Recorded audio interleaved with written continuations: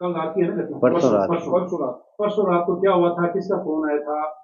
आप बताइए कि कहाँ गए थे? किन को छोड़ गया था आपको? क्या थोड़ा बहुत भी आवाज नहीं था कि इतने बड़े अपराधी? परसों रात को मैं हॉस्पिटल गया हुआ था, तो मेरे पास कॉल आया, मेरे साथ ही रहता है एक लड़का, जिसको भी ऐसे इस घटना का कुछ भी नहीं पता था।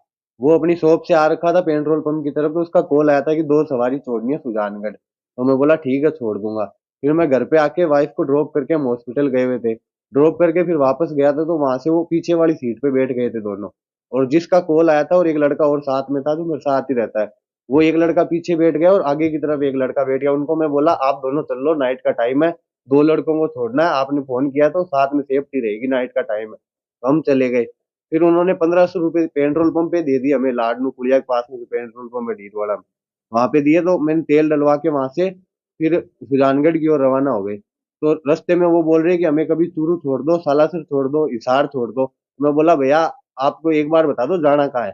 बोला हिसार छोड़ दो। तो मैं बोला हिसार के ज्यादा पैसे लगते हैं। तो बोला 10 15 20 हजार लग जाए, हमें कोई दिक्कत नहीं है, आप छोड़ दो। तो मैं बोला भैया हमारे घर वाले अलाउ नहीं करते 10 बजे के बाद में। तो उनको फिर वो बोले ठीक है सुजानगढ़ की तरफ चलो, वहां से कोई साधन देखते हैं।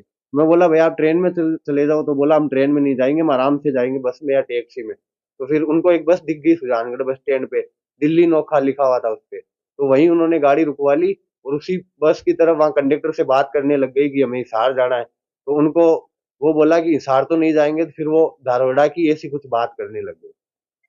तो आपको कहीं कोई आभास नहीं हुआ कि इतने बड़े अपराधी इतना बड़ा अपराध करके आए हुए नहीं इधर सर, से? ऐसी ऐसी कोई आवाज भी नहीं होने दिया। उन लोगों ने भी आराम से बात कर रहे थे और वो हरियाणवी लैंग्वेज में बोल रहे थे। मैं पूछ भी रहा था कि आप इधर क्यों आए हो, एकदम नॉर्मली फ्रेंडली बात करते हुए जा रहे थे। फिर थोड़ी देर बात किए, फिर वो चुपचाप बैठ गए। तो फिर हम भी नॉर्मल होके फिर गाड़ी चलाने लग गए।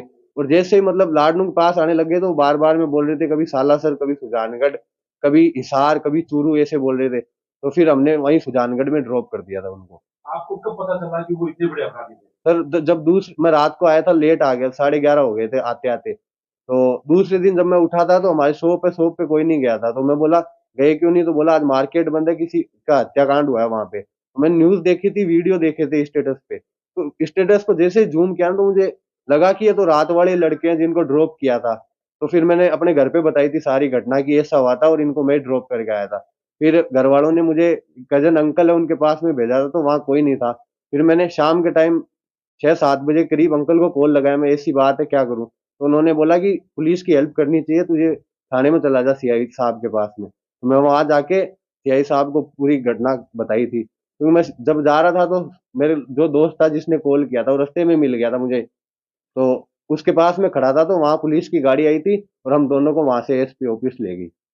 आपको तो वापिस भेज दिया। तो आपका एक दोस्त है जो जिसे पुलिस हिरासत में अभी भी रखा हुआ है, उससे आपकी बात क्या हुई थी? नहीं सर, वो मेरा दोस्त नहीं है। जिन्होंने मुझे कॉल किया था मेरा दोस्त, वो उनका दोस्त है। तो मैं, जिन्होंने मुझे कॉल किया उनके थ्रू मैं गाड़ी लेके गया था।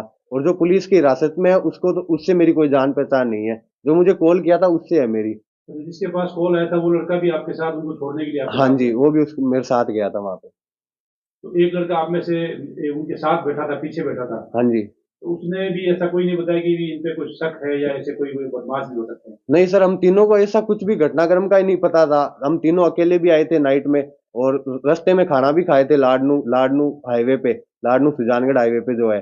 पर तीनों को कोई भी आभास नहीं हुआ ऐसा, और हम अपने अपने घर आ गए। रात को 11:30 बजे हो गए।